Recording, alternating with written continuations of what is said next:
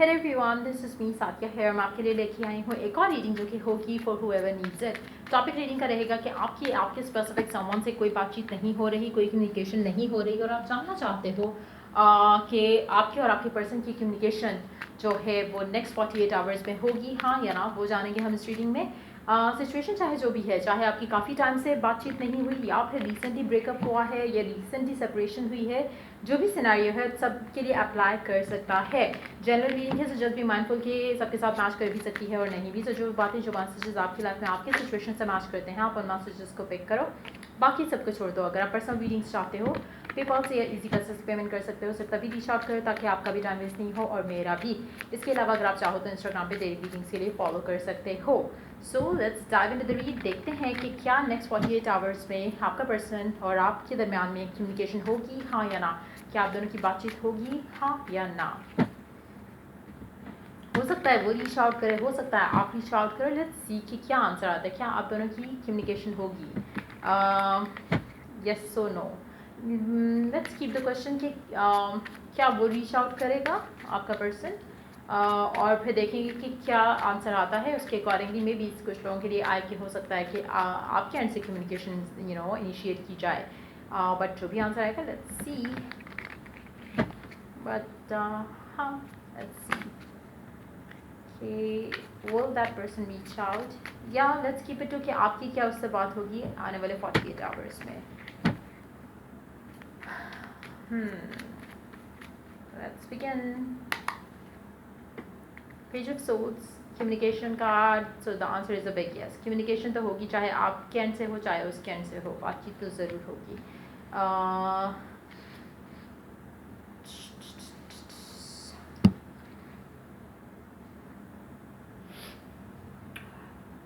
Okay.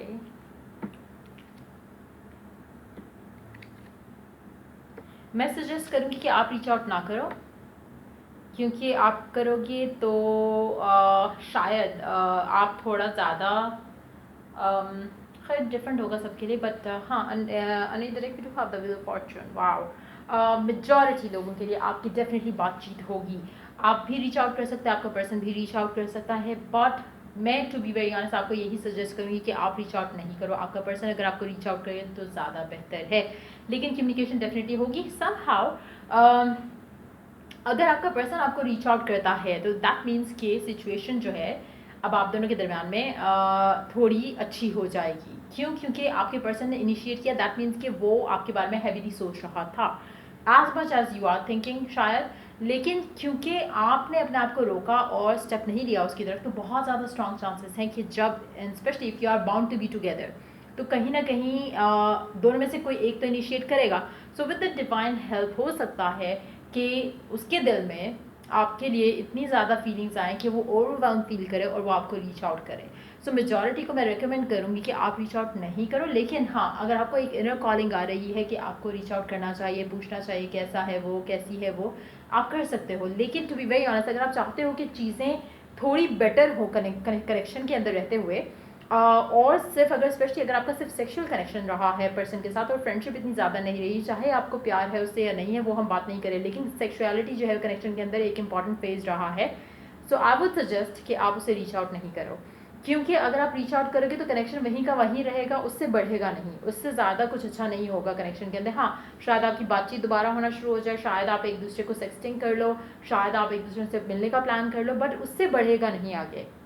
जो आप चाहते हो उसकी तरफ की ग्रोथ मुझे नहीं लग रही इन दैट सिचुएशन। अगर आप रीच आउट करते हो स्पेशली इन दैट सर्कमस्टांसेस जहाँ पे आपका कनेक्शन काफ़ी हद तक फिजिकल और सेक्सुअल रहा हो, अगर तो उसमें लव है तो आपका पर्सन आपको रीच आउट करेगा, आपको रीच आउट करने की ज़रूरत नहीं है।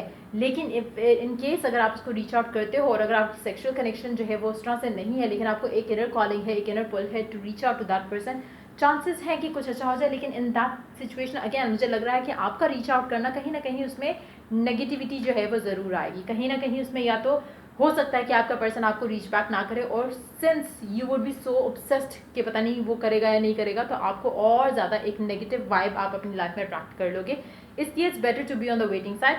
लेकिन वेटिंग साइड पे रहते हुए आपने पॉजिटिव रहना है, आपने नेगेटिव नहीं सोचना मेजॉरिटी लोगों के लिए मुझे लगता है कि आप हो सकता है कि towards the end of 48 hours आपका दिल करने लगे कि शायद मैं उसे रीच आउट कर जाऊँ तो बातचीत हो जाए। शायद इसी तरह से हमारी कम्युनिकेशन बनी थी, शायद ये वाला एनर्जी मेरे से मैच कर रही थी, शायद ये हो जाए, शायद वो हो जाए। Don't do that.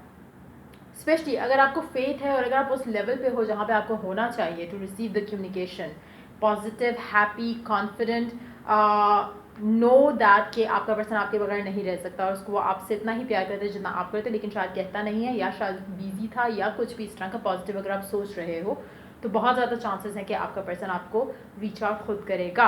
और अगर वो करता है तो डेफिनेटली कनेक्शन जो है वो म्यूचुअल है। अगर वो नहीं करता तो कहीं ना कहीं आप ज़्यादा ऑब्सेस्ड हो उस इंसान से as compare to that person is obsessed with you. तो बहुत इंपॉर्टेंट है कनेक्शन के अंदर, कनेक्शन अगर आप कम्युनिकेशन चाह रहे हो, कम्युनिकेशन आ जाएगी। कुछ लोगों के लिए अगर आप रीच आउट करने का दिल कर रहा है आपका तो कर सकते हो, but I would not recommend, क्योंकि कनेक्शन आगे नहीं बढ़ेगा, चीज़ें आगे नहीं बढ़ेंगी। इट्स वेरी इंपॉर्टेंट कि आपका पर्सन आपको सोचे, मिस करे और फिर उसके बाद आपके बारे में सीरियस होकर फ्यूचर के बारे में सोचे। क्योंकि अगर तो आपका पर्सन बहुत ज़्यादा बिजी है काम की वजह से, फैमिली की वजह से, रिस्पॉन्सिबिलिटीज़ की वजह से, तो डेफिनेटली कुछ अच्छा करने की सोचेगा, स्पेशली अगर वो आपको मिस करता है। अगर वो आपको मिस ही नहीं कर रहा या अगर आपको वो रीच आउट ही नहीं कर रहा, दैट मीन्स कि it's pretty much one sided connection, एक चीज़। दूसरा ये कि आपका कनेक्शन जो है उसमें आपके एंड से ऑब्सेशन बहुत ज़्यादा, that needs to low down. अगर वो जब तक आप अपना ऑब्सेशन नहीं छोड़ोगे आपका पर्सन आपकी तरफ नहीं आएगा। अब उन लोगों की बात करूँ मैं यहाँ पे जो लोग बहुत ज़्यादा वन साइडेड कम्युनिकेशन रखते हैं, जैसे आपने 10 मैसेज किया, आपके पर्सन ने 1 मैसेज किया, फिर आपने 10 किए, फिर उसने 1 किया, वो भी ख़त्म करने की ज़रूरत है। आपका ऑब्सेशन मेजॉरिटी लोगों के लिए इस तरह की सिचुएशन में टुवर्ड्स दिस पर्सन, या सपोज आपकी बातचीत होना शुरू होती है तो आप हमेशा वेट करने वाले में रह जाते हो और आपका पर्सन 1 मैसेज करके उसके बाद गायब हो जाता है। तो आपको तो स्पेशली बहुत ज़रूरत है कि आप इससे बात नहीं करो या इसे रीच आउट नहीं करो। Let this person think of you, ठीक है। जो लोग यहाँ पर हैं, मुझे लगता है कि वो लोग हैं जो ऐसा कर चुके हैं, जिनके साथ ऐसा 1000 दफ़ा हुआ है और उसके बाद उनको अकल आ गई और वो थोड़ा अपने ऊपर उन्होंने काम किया, हीलिंग की, सेल्फ लव प्रैक्टिस किया और अपने आप को लेकर पॉजिटिव हो गए और अब उनको पता है कि उनको किसी को चेज करने की ज़रूरत नहीं है।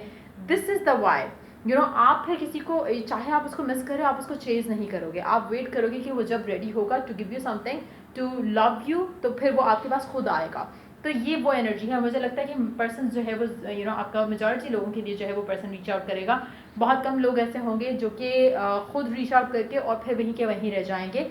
या हो सकता है कि अगर आपका पर्सन भी रीच आउट करता है तो अगर तो आपका ऑब्सेशन नहीं आ रहा बीच में आप दोनों की कनेक्शन में, स्पेशली अगर आपको कम्युनिकेशन आती है और आप ज़्यादा ऑब्सेस नहीं होते और आप ज़्यादा इन्वॉल्व नहीं हो जाते, तो चांसेस हैं कि आप पॉजिटिविटी की तरफ चल सको। लेकिन मेजॉरिटी के लिए मुझे लग नहीं रहा, to be very honest, energies are not positive. ये वाली जो वाइब है ये पॉजिटिव नहीं है, ये वाली जो वाइब है ये पॉजिटिव भी है और ब्यूटीफुल भी है। यहाँ पे सेटिस्फाइंग एनर्जीज आएंगी आगे। लेकिन अगर आप इस तरह की वाइब में हो तो यहाँ पे मुझे लगता है कि थोड़ा बहुत आपको